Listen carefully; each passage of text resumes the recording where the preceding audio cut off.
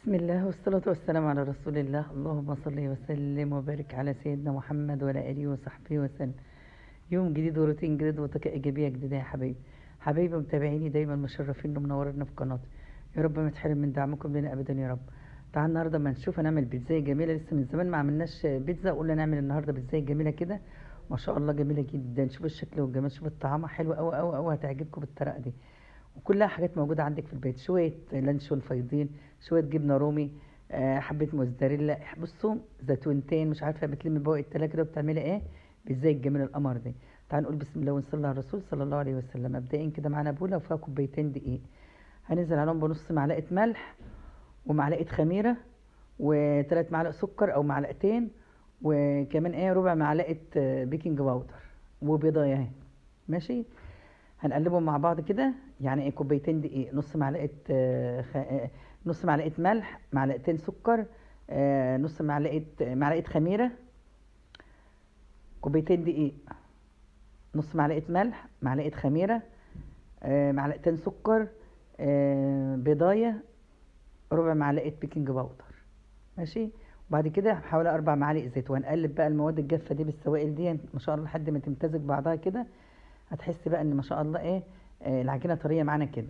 بعد كده يعني عامل زي الرمل المبلول. بعد كده معانا حوالي علبه زبادي، يعني معلقتين او 3 كده زبادي، بتبقى جميله. او لو عندك معلقتين لبن بودر برضو بتبقى حلوه كمان.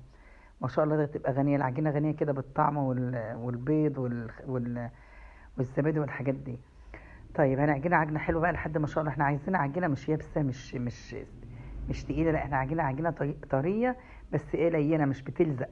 يعني تكون طريه بس مش بتلزق. لو مسكتها بايدك التانية اللي انت مش بتعجنها بقى تحس ان مش بتلزق، لكن اللي انت بتعجنها تحس ان بتلزق كده. لا هي هتبقى ما شاء الله تبقى بالايد اللي هي مش بتعجنها بقى تبقى حلوه.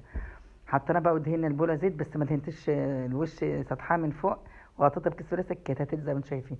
هنسيبها تخمر حوالي في الجو اللي احنا في الحر ده، اللي الجو يتحسن كده. هنسيبها حوالي نص ساعة أو ساعة حسب بقى الوقت ما تخمر منك. نسيت أقول لك إحنا هنعجنها بمية دافية برضو، فترة كده، فترة مش سقعانة ولا سخنة، فترة جدا. خدت مننا يعني حوالي نص كوباية مية كده أو أقل من نص كوباية كمان.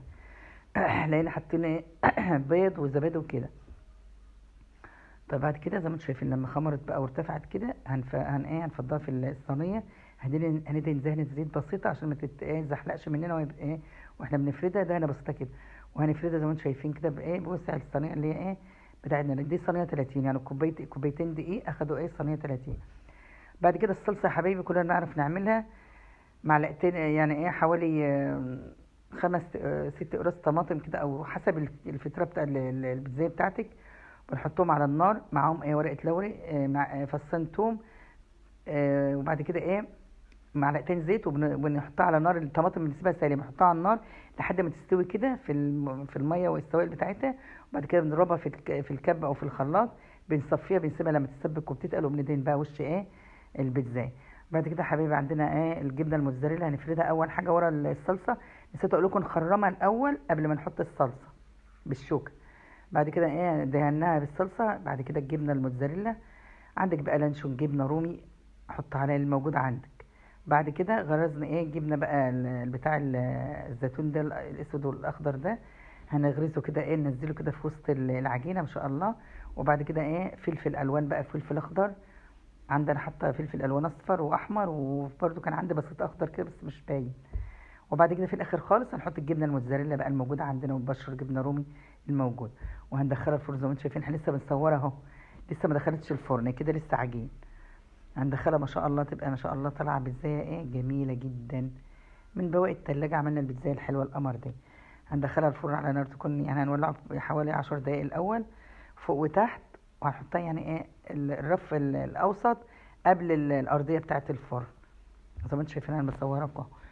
هتاخد ما شاء الله تحمر من تحت ومن فوق مع بعض. احنا مش عايزين نحمر من فوق، الجبنه الموتزاريلا ما تحمرش يا جماعه، عشان خاطر لو احمرت مش هتمط معاكم.